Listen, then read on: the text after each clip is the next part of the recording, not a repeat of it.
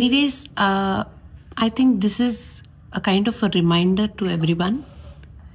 మనం కొన్ని ర్యాండమ్గా మాట్లాడచ్చు, బట్ అవతల వాళ్ళు దే కుడ్ బీ థింకింగ్ మనం ఏదో పోక్ చేస్తున్నాం అనుకుంటూ ఉండొచ్చు.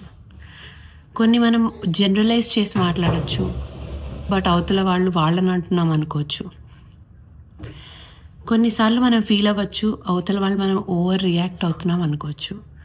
So before we come to a conclusion, it's always better to communicate అన్నది నేను నమ్ముతున్నాను అండ్ యూజువల్లీ నమ్ముతాను.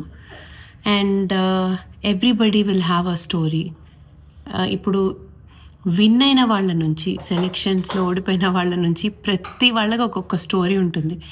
పలానా రోజు పలానా జరిగింది, పలానా జరగకపోయి ఉంటే నేనే వెళ్ళేవాడిని, నేనే వెళ్ళేదాన్ని, నేనే విన్ అయ్యేదాన్ని అని ఇలాగా ఏదో ఒక స్టోరీ అందరికీ, నాట్ జస్ట్ సింగింగ్ షోస్ అనే కాదు, ఇలా అందరికీ ఏదో ఒక స్టోరీ ఉంటూనే ఉంటుంది.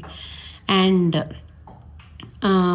రియాలిటీ షోస్లో ఒకళ్ళని టార్గెట్ చేసి వాళ్ళని తీసేయాలి అనే ఉంటే అసలు వాళ్ళని ఫస్ట్ ఆఫ్ ఆల్ షోలోకి తీసుకోకుండా బిగ్గర్ సెలెక్షన్స్లోనే స్క్రూటినీ చేసేసి తీసేయచ్చు.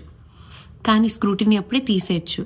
కానీ రియాలిటీ షోస్ అనేవి ఏంటంటే టీఆర్పీస్, సాంగ్స్, ఆ కంటెస్టెంట్ ఏ సాంగ్ పాడితే ఆడియన్స్ ఎంటర్టైన్ అవుతారు, ఇవన్నీ కూడా ఆలోచించే ప్రాసెస్లో ఒక్కొక్కసారి కొంతమంది హర్ట్ అవ్వచ్చు, ఒక్కొక్కసారి కొంతమందికి చాలా ప్లస్ అవ్వచ్చు, కొంతమందికి మైనస్ అవ్వచ్చు.